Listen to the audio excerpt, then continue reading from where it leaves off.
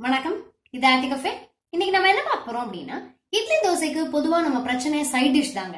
வெரைட்டியா side dish செய்யும்போது சூப்பரா இருக்கும். அந்த வகையில நம்ம இன்னைக்கு பார்க்க போறது தனியா சட்னி.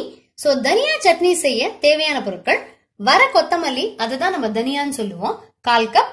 வெள்ளம் உருட்டு உளுந்து 5 டீஸ்பூன். வரமிளகா காரத்துக்கு ஏத்த மாதிரி நான் ஒரு 4 எடுத்து வச்சிருக்கேன். துருவின தேங்காய் 1/4 கப். உப்பு தேவையான அளவுக்கு. கொஞ்சமா இந்த அளவுக்கு 2 பீஸ் புளி எடுத்து வச்சிருக்கேன். பெருங்காய பொடி 1/4 டீஸ்பூன். நல்லெண்ணெய் ஒரு 2 டீஸ்பூன்.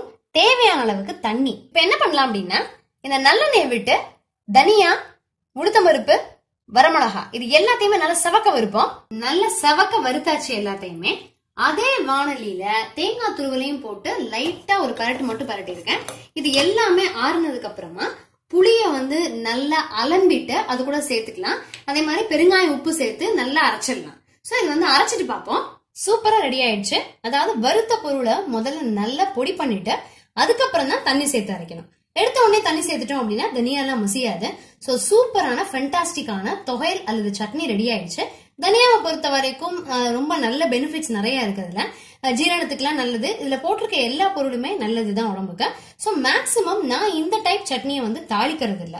தாளிச்சாலும் உங்களுக்கு பிடிச்சிருந்தா நீங்க தாளிச்சுக்கலாம்.